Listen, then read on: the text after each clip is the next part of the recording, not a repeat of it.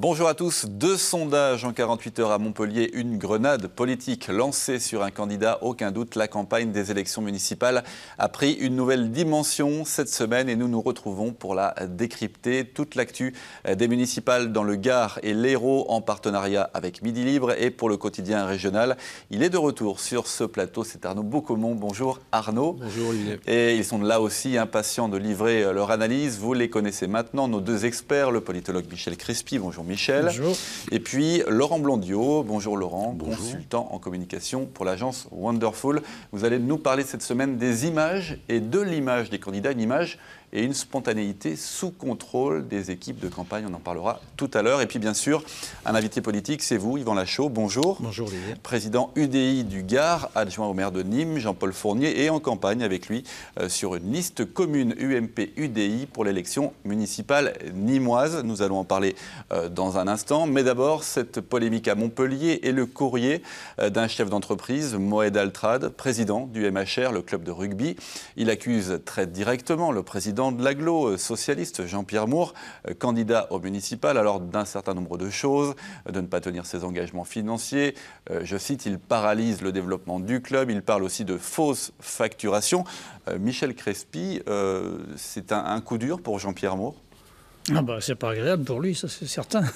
Il va avoir des problèmes parce que, étant donné la relative précision de la lettre de Altrad, je vois pas comment le procureur de la République peut éviter d'ouvrir une information, ce qui est jamais très positif dans une campagne électorale. Je comprends pas non plus très bien la stratégie de Altrad non plus, parce que là, je vois pas comment il peut faire céder le candidat Moore sur une affaire comme ça. Les rapports entre collectivités territoriales et clubs ont toujours été compliqués, notamment dans la région. Montpellier en est un grand exemple, avec des chefs d'entreprise à la tête de clubs. On connaît Louis Nicolin, moi d'Altrad également. Ces rapports ambigus, c'est une longue histoire. Oui, c'est une longue histoire depuis très longtemps parce que les clubs constituent une très grosse association qui peut attirer beaucoup d'électeurs. Rappelons que Louis Nicolin, par exemple, en tant que président du club de Montpellier-la-Paliade, était généralement président du comité de soutien à Georges Frêche aux différentes élections. Donc il y avait une espèce de donnant-donnant qui faisait que la mairie soutenait le club soutenait la mairie, les 2 hommes se soutenaient l'un l'autre et les choses marchaient comme ça parce que le club est un étendard pour la ville aussi et pour sa région. Laurent Blondiot. Au-delà, c'est peut-être une question aussi à poser Yvan Lachaud, je trouve que c'est symptomatique d'un climat sur, je dirais, les politiques, notamment toutes ces franges économiques où on respecte effectivement plus les timings, je dirais, d'autorité, mais aussi de campagne électorale. Et moi, ce qui me frappe dans le pays, mais au-delà effectivement de cet exemple, c'est une accusation toujours plus haute dans le ton sur les politiques, que ce soit en matière de ce que j'appelle cette frange économique qui n'hésite plus aujourd'hui, le monde économique qui n'existe plus je dirais, à tenser le politique. Je ne sais pas ce qu'en pense Yvan Lachaud. Bon, écoutez, vous avez parlé de Georges Frêche. Pour en avoir parlé plusieurs fois avec Louis Nicolin, Nicolin a soutenu Frêche parce qu'il estimait que Frêche était celui qu'il fallait pour être président de la région. Je crois que c'était assez clair. Je crois qu'il a pu prendre des positions différentes suivant des élections et que là, ça me paraissait normal qu'il le fasse parce qu'il avait envie de le faire. Ce n'est pas nécessairement lié au fait qu'il était président d'un club.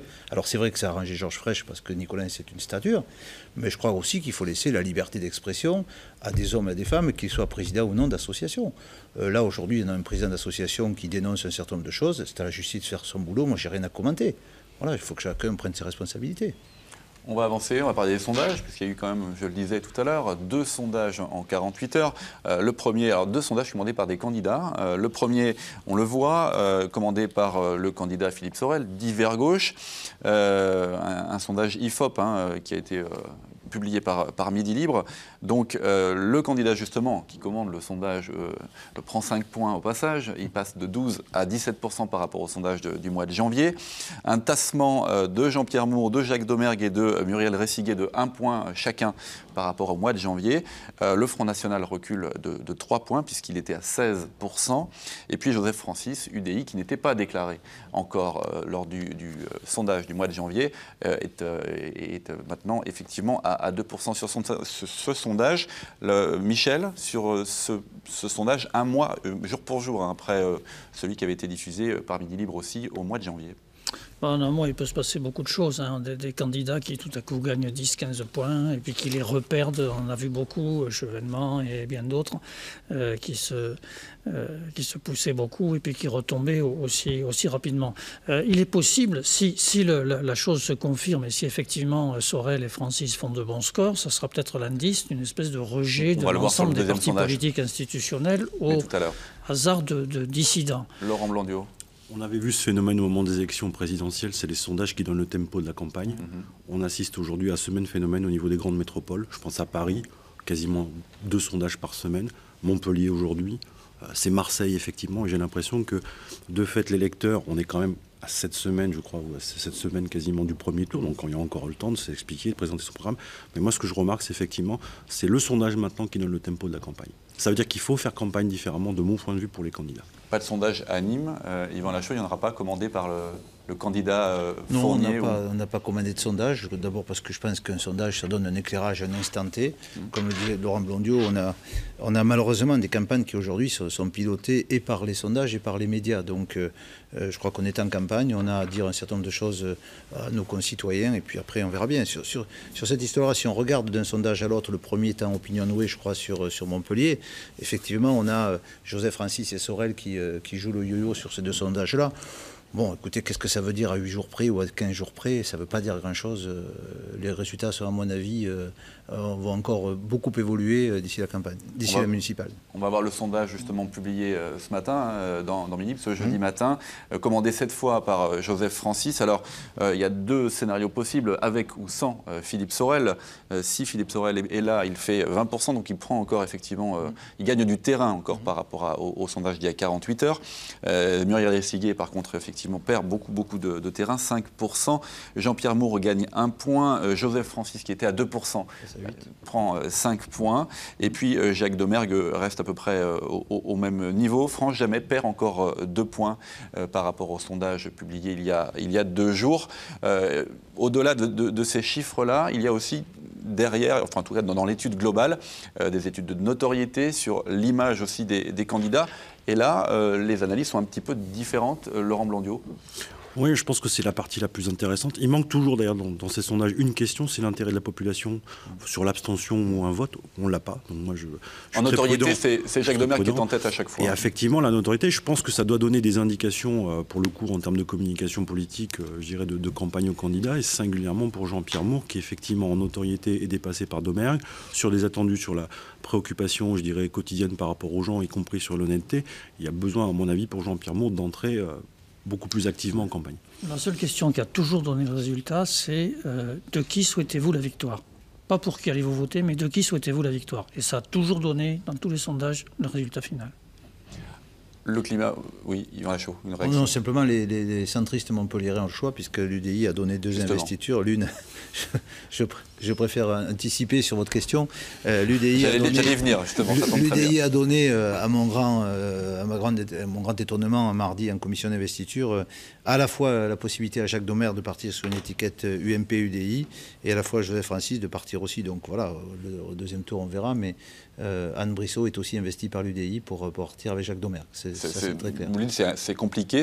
Vous savez, la démocratie, c'est un long fleuve tranquille aussi, donc il n'y a pas de souci. Ça a été l'objet d'un très long débat. Et puis, écoutez, aujourd'hui, les 2 ont la possibilité d'avoir l'étiquette UDI. Pourquoi pas? Et pour les électeurs, ils font comment pour Ils ont à ce moment-là, en plus de leur souhait de voter pour l'UDI, la possibilité de choisir entre 2 personnes.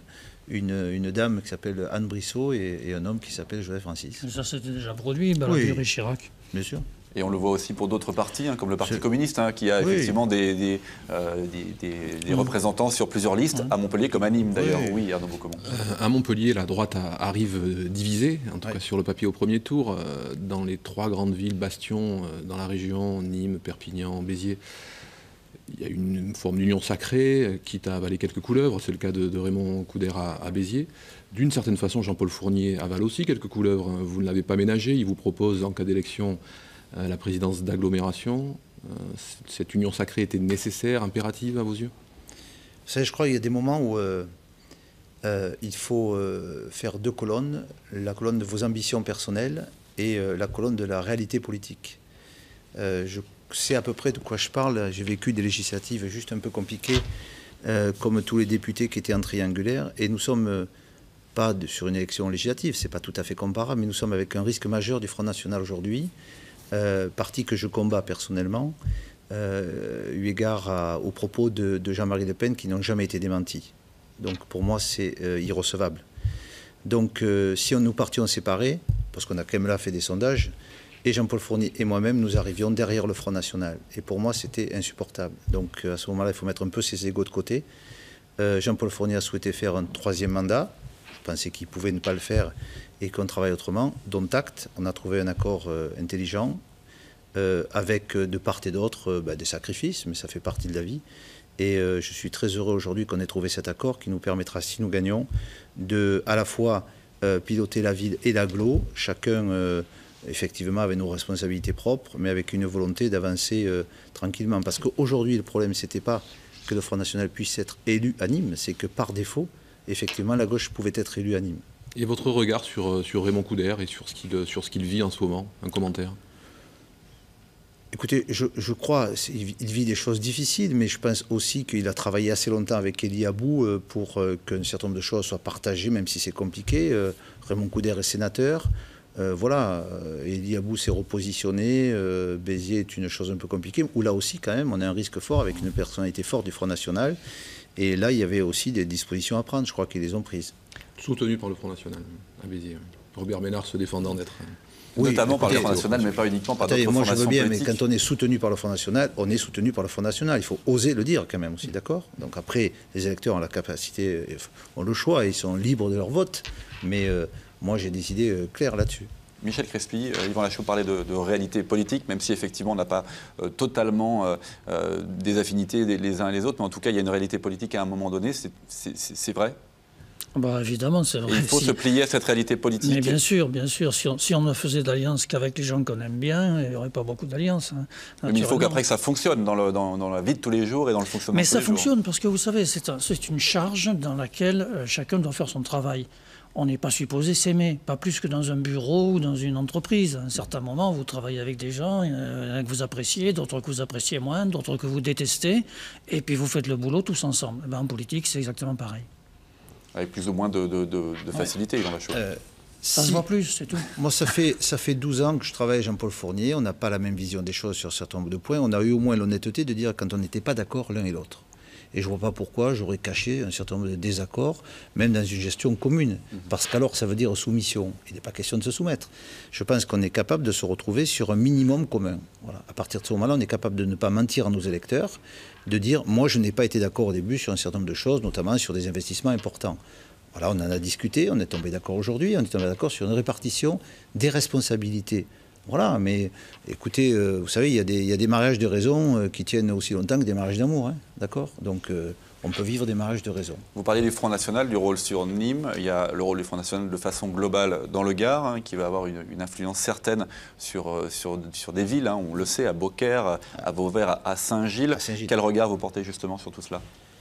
Je crois qu'on peut battre notre coulpe, parce que le score du Front National aujourd'hui, il est la résultante de notre manque de courage à droite lorsqu'on était au pouvoir pour prendre un certain nombre de dispositions et de la politique actuelle qui, à mon avis, ne va pas dans le bon sens non plus. Et donc, quand vous avez des hommes et des femmes qui se retrouvent devant une difficulté par rapport à leur vie personnelle, d'emploi ou d'insécurité ou d'une immigration, en ce qui concerne nos départements, trop forte et mal maîtrisée, avec des situations qui sont devenues parfois invivables, eh bien, vous avez ce que vous méritez, c'est-à-dire qu'à la fois aujourd'hui, la droite, quand nous étions au pouvoir, et la gauche aujourd'hui, cumulent tellement d'insatisfaction et de manque de courage politique que le ras-le-bol fait que, par défaut, les gens vont sur le Front National. Ça, c'est le constat, mais que faites-vous justement pour contrer tout cela? Ce qui me concerne, je pense que si nous revenons au pouvoir, il faut que dans la première année d'une présidentielle et d'une législative derrière, on soit capable de prendre des mesures très fortes. Je le dis franchement, sur le retour aux 35... il faut arrêter cette histoire des 35 heures, qui n'a plus de sens aujourd'hui. Faut regarder comment, au niveau de l'Europe, on arrive à gérer une immigration. faut arrêter de dire il faut balancer tous les hommes à la mer. On sait très bien que les hommes et les femmes qui arrivent à Lampedusa aujourd'hui, s'ils sont capables de venir à Lampedusa en sachant que 1 sur 2 va mourir, c'est que chez eux ils ne peuvent pas vivre. Il faut qu'on soit capable au niveau de l'Europe de gérer intelligemment et pas que nos pays du Sud pour accueillir. On ne peut plus. Il faut se répartir les choses. Là, ça veut dire qu'il faut accueillir intelligemment les hommes et les femmes. D'ailleurs, regardez, c'est pas sur toute la France que le problème est aussi patent au niveau du Front National. Regardez Saint-Gilles, regardez Beaucaire, et puis allez dans la Creuse ou dans le Morbihan, vous n'avez pas les mêmes difficultés. Donc je crois qu'il y a une insatisfaction aujourd'hui qui s'exprime à juste titre parce que c'est la démocratie et que cette dualité de deux gros partis UMP et PS renforce cette possibilité du troisième vote parce qu'il n'y a pas trop de possibilités non plus. Michel Crespi, l'analyse est bonne? Il me faudrait me prononcer sur le plan politique, ce que je ne ferai pas. On va passer, on a parlé un petit peu tout à l'heure sur la situation à Béziers avec le ralliement d'Agnès Jullian, qui était vice-présidente de la région, donc d'une majorité de gauche, qui a rendu son mandat, en tout cas sa délégation de vice-présidente, et qui a rejoint Elie Aboud, le candidat UMP, tête de liste UMP pour Béziers, il y a une dizaine de jours. Alors on est allé les voir évidemment, il faut prendre la réaction de chacun. Ce ralliement, Michel Crespi, il était imaginable, en tout cas, pas forcément naturel, disent certains, mais est-ce qu'il était imaginable? Agnès Jullian n'a jamais caché son intérêt pour Béziers. Bien sûr, il était imaginable. Tout est imaginable à un certain moment. Des gens qui changent de camp, d'un moment à l'autre, il y en a des quantités. Vous savez, quand Georges Frêche a constitué ses listes à la région et avant à la municipalité, il a recruté des gens qui venaient d'un peu partout. Il projetait déjà effectivement qu'Agnès Jullian aille à la mairie de Béziers. Hein. Voilà, alors un certain nombre sont devenus socialistes ou ont pris la carte du Parti socialiste et sont devenus sincèrement. D'autres l'ont abandonné assez vite, d'autres venaient d'autres horizons. Dans son premier mandat, un de ses conseillers était Guy Montero, qui avait été condamné pour activité OAS. Bon, ça lui posait aucune espèce de problème. Donc à partir d'un certain moment, Frêche disparu, cet amalgame éclate lui aussi, et un certain nombre de gens retournent à leur famille naturelle, si je puis dire. Laurent Blandiot. Oui, moi je connais très bien Agnès Jullian, déontologiquement il faut dire un peu que je suis son conseil aussi.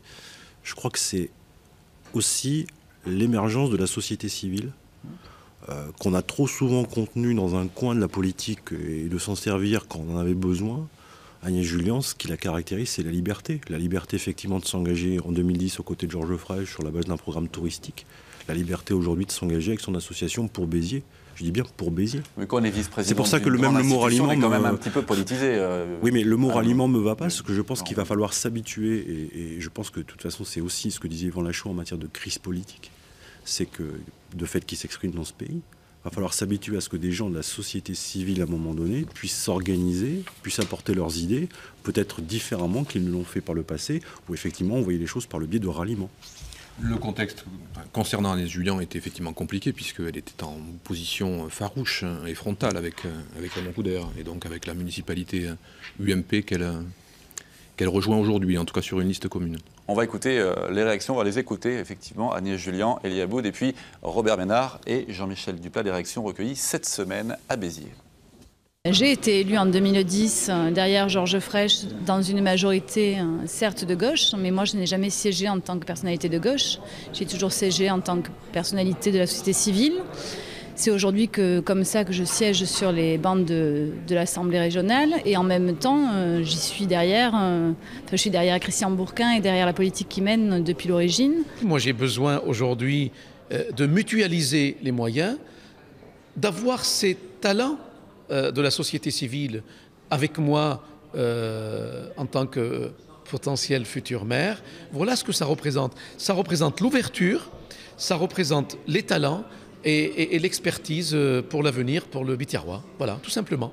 Il est député UMP, il s'allie avec quelqu'un qui était vice-présidente du conseil régional, élu sur une liste socialiste. Et ça, c'est pas le club des élites, dits privilégiés, qui se tient les coudes de peur de perdre. Ça va être l'UMPS, comme disent certains. C'est la créature de Georges Frêche. Elle a été inventée par Georges Frêche au moment des élections régionales pour faire la peau aux Biterrois. toute la probité roi pour s'en prendre à Béziers. Elle s'est prêtée à ces jeux-là. Qu'elle rejoigne un député de la droite libérale n'a rien de surprenant. Ce qui est plus surprenant, c'est que c'est elle qui, il y a encore 15 jours, a fait le constat le plus implacable de critique de la situation de Béziers et de la responsabilité accablante, selon elle, qu'avait Raymond Couder et son équipe, puisqu'elle avait même appelé le maire de Béziers le seigneur, celui qui saigne à blanc la ville. Yvan Lachaud, une réaction?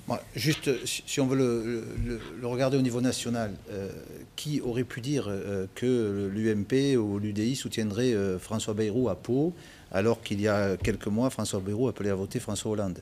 Je crois que dans la vie politique, il y a aussi des moments où il peut y avoir des choix différents. Et Nicolas Sarkozy ou d'autres personnes ont fait la réflexion en se disant, si un certain nombre de centristes ne rejoignent pas, on ne peut pas repasser dans ce pays. Bon, écoutez, voilà, il y a des moments où il peut y avoir des alliances différentes. Il suffit que les personnes soient bien dans leur tête et dans ce qu'elles font. Moi, je respecte cette dame qui fait un choix d'Élie Abou, qui, au demeurant, est un homme sympathique et compétent. Michel Crespier, les réactions, on l'a vu, assez violentes. De la part de Robert Ménard, vous pouvez l'imaginer, mais Jean-Michel Duplat aussi balance pas mal. Hein.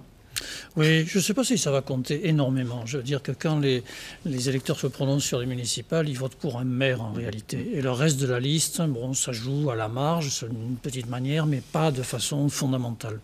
Avant de passer à la communication... Si ça permet à Élie Abou d'être élu, à M. Ménard d'être battu, moi ça me va parfaitement. Avant de passer à la communication, un mot, on avait parlé la semaine dernière d'une petite phrase qui avait fait mouche, celle de Jacques Domergue, qui avait parlé d'aéroclub pour l'aéroport de Béziers. On va écouter la réponse de la tête de liste UMP à Béziers, Élie Abou. Écoutez. On peut être un excellent professeur en médecine et un très mauvais visionnaire de la cartographie régionale. C'est un excellent professeur, c'est un ami, mais quand il a prononcé le mot aéroclub, je pense qu'il a commis une faute majeure. Un aéroport qui passe de 40 000 à 280 000 en 5 ans, ce n'est pas un aéroclub. Donc, mon cher Jacques, avec toute l'amitié que j'ai pour toi, occupe-toi de Montpellier et laisse le Biterrois tranquille. Voilà, c'était la réponse claire. On va passer à la page communication avec Laurent Blondiot.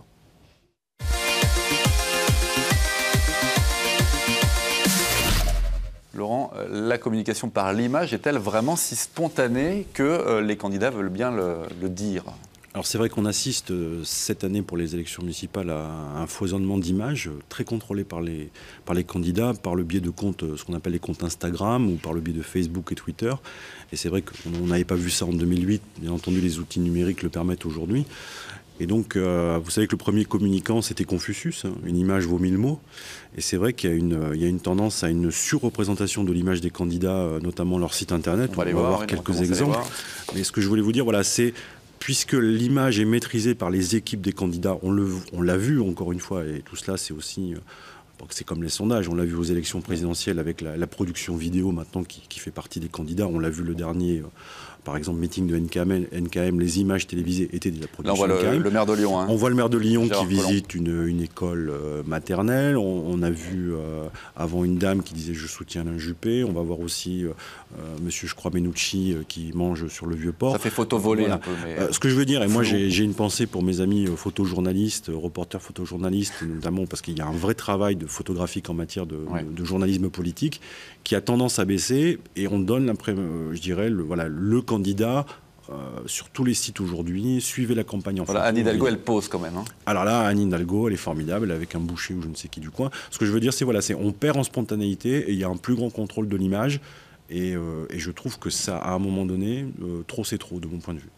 Ça sera le mot de la fin. Merci en tout cas à tous les 4 d'être venus sur ce plateau. On se retrouve la semaine prochaine pour une nouvelle spéciale municipale. Et dès ce vendredi, les grands débats, c'est à 20h50 sur TV Sud. À bientôt.